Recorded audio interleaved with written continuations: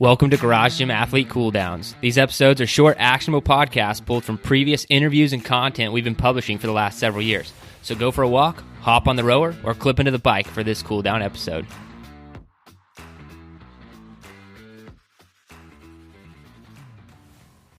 And then this conversation led to, okay, you just do CrossFit, but you church it up and call it Garage Gym Athlete or whatever. And that I do take a little bit of offense to. And I have to talk about, because this is, we don't do CrossFit at Garage Gym Athlete.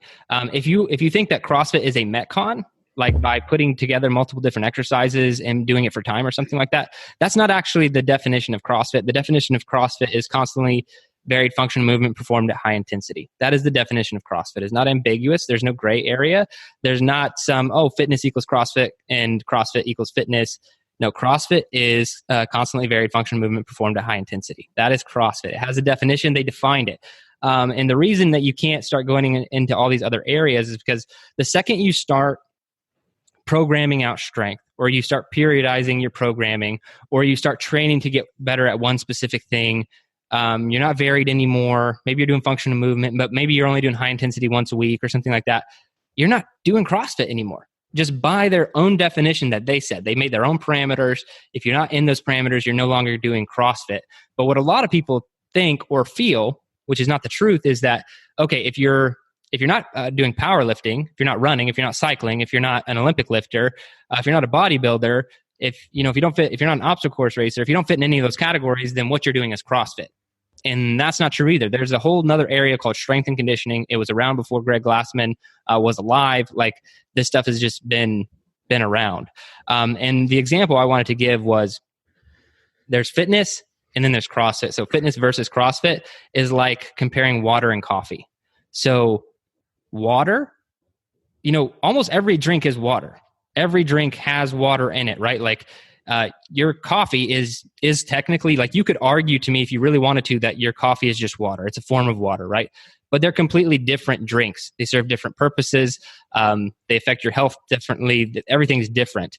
So CrossFit would be coffee. Like, it is fitness, but it's hit the beans. It's now it's in a different state. It has its own definition. So you can no longer call coffee water. You can make an argument, but it's not the same. Coffee is its own substance, has a different chemical makeup, and everything like that. So it's no longer just water.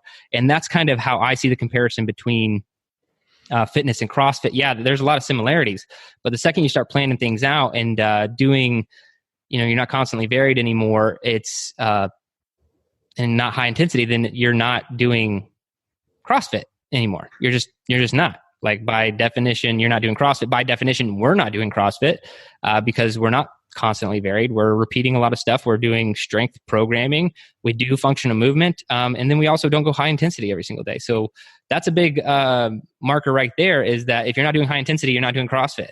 Like, they threw that in there. So, like, everything else is not CrossFit now by their own definition. All right, man, what do you got? Like, anything to follow up on anything I said so far? I also have some other because I made a note about the labels. People are just obsessed with labels, and if they can't fit something into a box, they're going to push it into any box that they can. Absolutely. So, while CrossFit does has its set term, everybody just makes it under another umbrella. It's like there's a small circle that's CrossFit, but then everybody else has it all in a much bigger circle. Yeah. And what's funny about this is some people are like, well, you just want to call your thing something different because, like, they think I want to compete with CrossFit from a business perspective. That's the most ridiculous thing I've ever heard. So from a business perspective, like, for anyone thinking about starting like online programming as a business, let me give you a real good tip and quick way to succeed faster than we have. Say that you do CrossFit. Say that you do CrossFit. That will give you a huge leg up. CrossFitters love to spend money on online programming. It would be so much easier if we just completely embraced that and we were like, yes, Garage Gym Athlete is the premier, CrossFit programming for garage gyms around the world. We're not. We don't do CrossFit. We're not random. We don't do those things. And so that's why we don't do CrossFit. Now, another reason why I've kind of moved away from just the CrossFit methodology as a whole and a lot of other top coaches and programmers just in the industry, is because high intensity training done on a daily basis jacks up your cortisol. Your cortisol jacks up your hormones. And, you can go into further jacking up your cortisol and your hormones. You're going to increase blood sugar levels. You're going to gain weight. You're going to suppress your immune system. You're going to have digestive problems, possible heart disease. All these things come with high intensity or high levels of cortisol, which, yes, your job can give you high levels of cortisol. Your alarm clock in the morning, your high intensity training, your coffee, all these things can do that. But when you're doing that on a repeated basis and you're never recovering, the high intensity model doesn't work anymore. And it's been proven through other studies, like, okay, well, is there any form of exercise that helps regulate cortisol or down-regulate? And yes, low intensity training does that. Will actually lower the cortisol levels in your bloodstream. So constantly varied functional movement performed at low intensity, not CrossFit, but helps you lower that cortisol and be a more balanced athlete. And I think a lot of people are starting to see that you have to be on both ends of the spectrum to have a well-balanced training program that gets you results.